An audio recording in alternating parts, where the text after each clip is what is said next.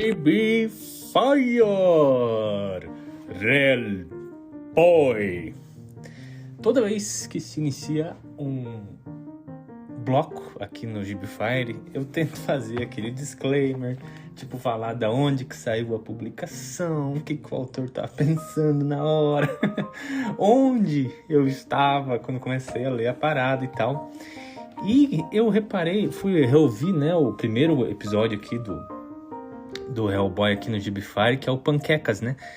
Eu falo bastante, mas eu não falo nada desse disclaimer, né, de Hellboy, que eu acho que seria até bacana, né? Então vamos lá. Mike Mignola. Tem gente que fala Mignola, né? Mas, né, acho que ele esclareceu esses dias aí que era Mike Mignola. Antes da Dark Horse, Mike Mignola começou lá no começo acho que final dos anos 70, começo dos anos 80, ele começou a trabalhar ali nas majors, né, que a gente chama da DC e a Marvel. Ele era colorista, ou de vez em quando arte finalista. E aí ele tava trabalhando, colorindo. Aí teve um editor dele que falou assim: cara, eu preciso que você faça uma capa. Aí o Mike Mignola, ele conta que nessa época ele tava feliz da vida, ele tava realizado. Ele falou: não vou desenhar, sai fora, eu sou colorista, por que você quer me tirar da minha zona de conforto? Aí o cara falou: não, ou você tá demitido. Aí o Mike Mignola: tá bom, acho que eu vou fazer esse desenho. Então ele faz uma capa lá. Obviamente, o desenho do Mike Mignola no começo dos anos 80 não era nada parecido com a arte que ele desenvolveu mais pra frente. Mas esse evento, diz ele, num podcast, catapultou ele num sentido da carreira dele que ele não imaginava. De novo, diz ele.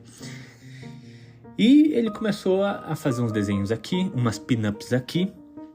Começou a finalizar bastante artistas e, de vez em quando, cobrir alguns desenhistas que estavam atrasados, não iam conseguir, entre outras tarefas de desenhista. Tanto que ele chega um momento que ele foi cobrir o Rob Liefeld. E, gente, ali no final dos anos 80, Rob Liefeld na X-Force era o bambambam. O cara tava ganhando McLaren atrás de Porsche para desenhar X-Men. E acho que nessa época a X-Force estava com aquele número mais vendido de todos os tempos, né, até aquele momento. E daí os caras escalam o Mike Mignola para desenhar parte da revista. O Rob Liefeld conseguiu desenhar, acho que as 2 primeiras páginas e a última. O resto do miolo ali, a história do Cable junto com a sua X-Force, que retia muito ainda dos Novos Mutantes, era o Mike Mignola. Desenhou tudo, só que ali ele já vem carregado do estilo que ele estava desenvolvendo de traço. Que é aquele traço... como é que a gente pode definir? É um traço simplório. Eu não tô falando isso por mal. É uma coisa boa, porque dá movimento, dá a noção de peso e rapidez da ação. Fica muito bom nesse traço do Mignola, que é esse traço simplificado. Ele é um pouco esticado no sentido que a gente perde um pouco a noção das curvas do corpo. Tem muita gente que fala assim, o desenho do Hellboy se caracteriza porque os personagens não têm ombro. E você pega assim alguns desenhos, sim, ele do pescoço para baixo vai descendo que nem um sino. De início, esse desenho foi um pouco criticado. Tanto que, nessa época, até o Rob Liefeld já soltou uma carta assim, falou: pô, os caras colocaram um cara aí que estragaram o meu desenho. Cara, o Mike Mignola, apesar dos pesares, ele bateu o pé, né? Ele tem essa veia artística que vem, assim, de outras fontes e ele queria desenvolver o dele, tá? Então ele bateu o pé. Ele falou: eu vou continuar com o meu traço, foda-se aqui. Se a Marvel não quer meu desenho, foda-se também, eu vou embora. E ele foi embora pra DC. né? Ele fez várias histórias do Batman que são aclamadas até hoje, não só pelo roteiro, mas pelo desenho. E também eu acho que o ápice dele daí chega na Odisseia Cósmica, que é uma saga inteira, né, da Liga da Justiça, e o Mike Mignola torando o pau. Nisso, o desenho do Mike Mignola começa a ganhar destaque, porque é um desenho que ninguém faz. Entre outras pessoas, né, criticando, tipo, esse desenho aí do Mike Mignola é feio, bababá, né? Até hoje tem um certo burburinho disso, tá? Mas fodam-se essas opiniões lixo. Já no começo dos anos 90, o traço do Mignola era acreditado, sim, como excelente nessa parte que eu tinha comentado, né? De movimento, de imprime velocidade na ação, né?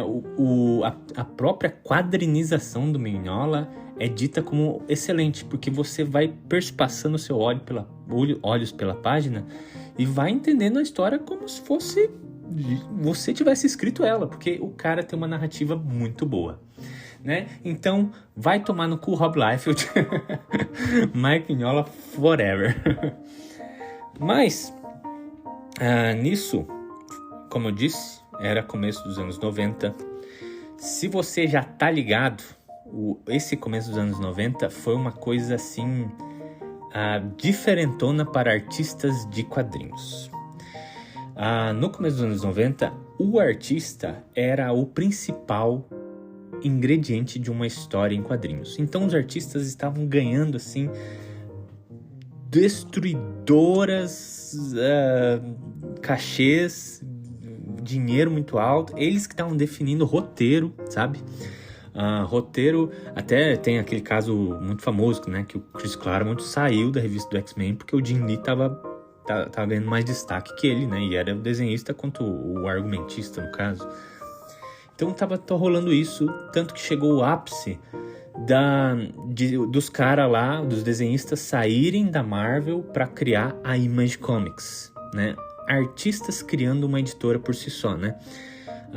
Então, para vocês verem que o peso do artista nessa época estava assim muito carregado mesmo.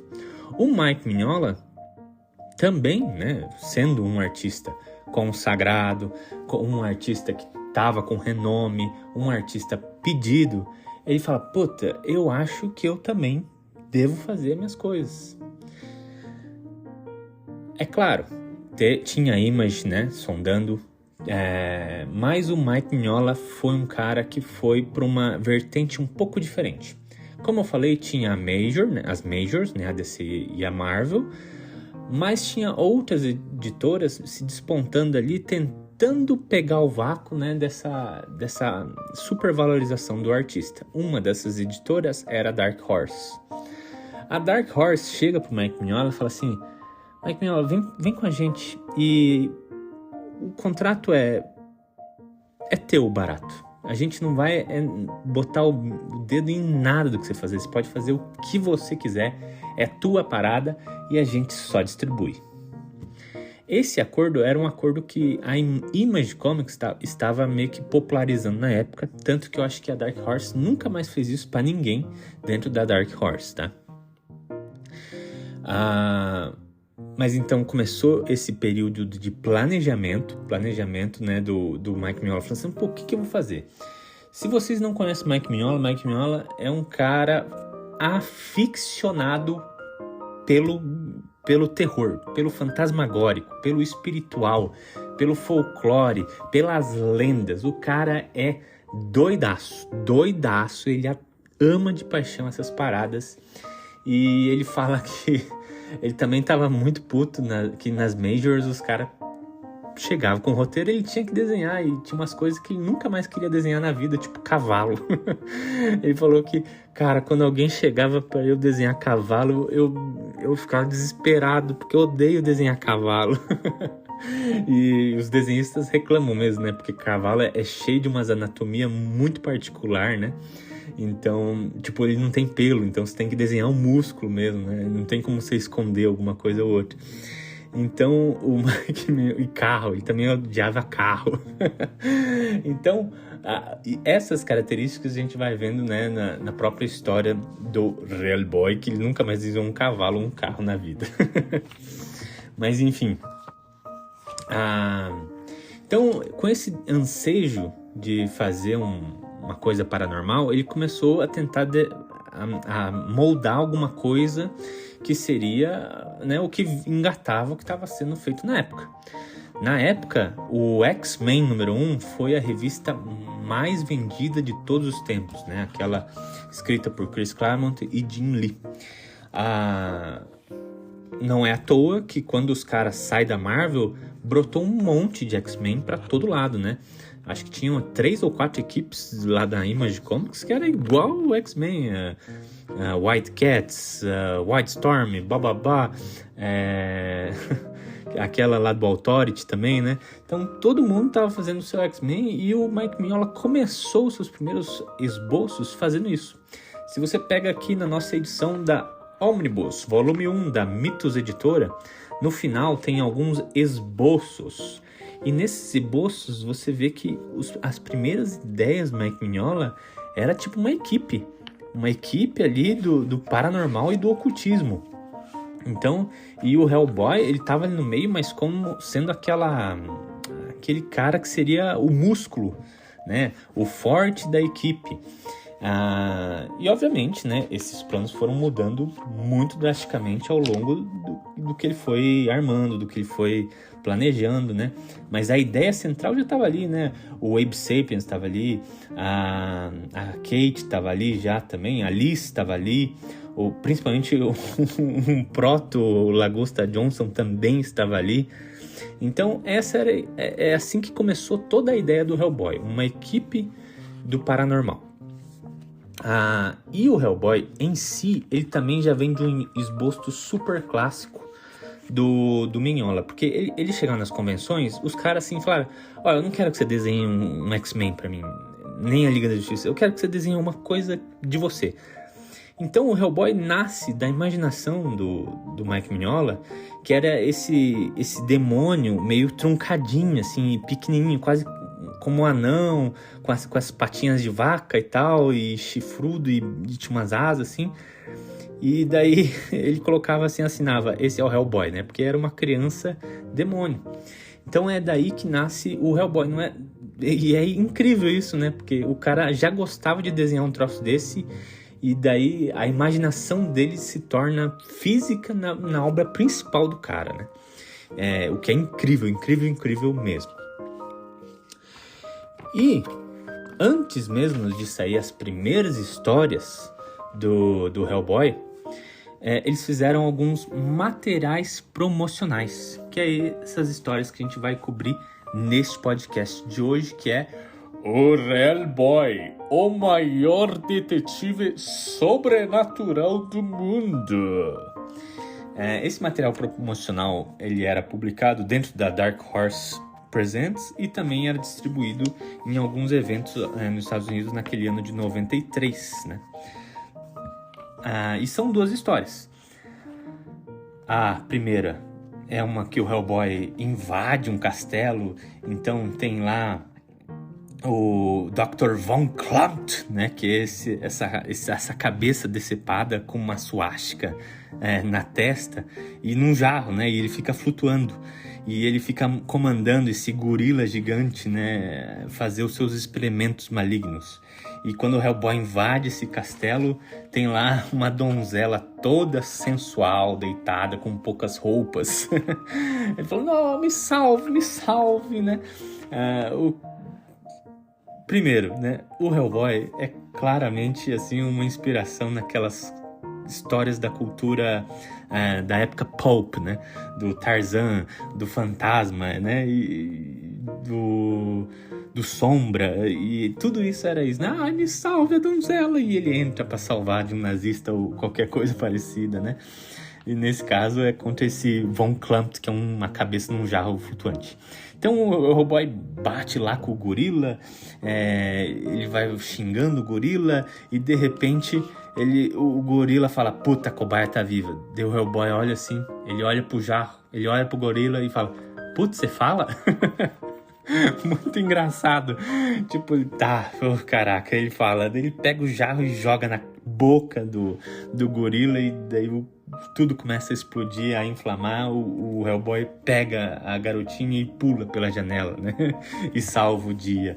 Enfim. E a outra história é o Hellboy andando por uma região super árida, né? E ele olha lá, tem um escaravelho com uma suástica numa bota de cowboy dentro de um restaurante. Ele fala, puta, é aqui que tem uma coisa. Daí ele vai investigar, ele encontra um cachorro, daí ele fala, vem aqui, cachorrinho. Daí de repente o cachorrinho se transforma num cachorro ogro demoníaco gigante, e eles começam a se bater, e o Hellboy, oh meu Deus, o cachorro era o Anubis. O deus da mumificação, o egípcio. E o cachorro realmente fala, mortal, desprezível, sai daqui. E sem explicação nenhuma, né? Eles só se batem e o Hellboy pega uma placa e taca no pescoço do Anubis, e o Anubis vai caindo para trás e cai numa bomba de gasolina e pô, explode tudo de novamente. Essas histórias são a cara, a alma e a imagem cuspida dos anos 90, tudo nessas duas historinhas aí para promover o Hellboy, que viria a ter a sua estreia no próximo ano de 1994. Mas, por enquanto, a gente fica por aqui com essas duas ediçãozinhas gostosinhas, que também não deixam de ser histórias curtas, né? Já emendando nas histórias curtas que a gente estava cobrindo, para depois a gente falar mais um pouco da primeira, realmente, história do Hellboy. Curtam, compartilhem, por favor, avaliem a gente aí no Spotify e no iTunes, se você puder, ou em qualquer outro agregador que você estiver ouvindo, porque a gente tá em tudo. E a gente se vê numa próxima de Hellboy.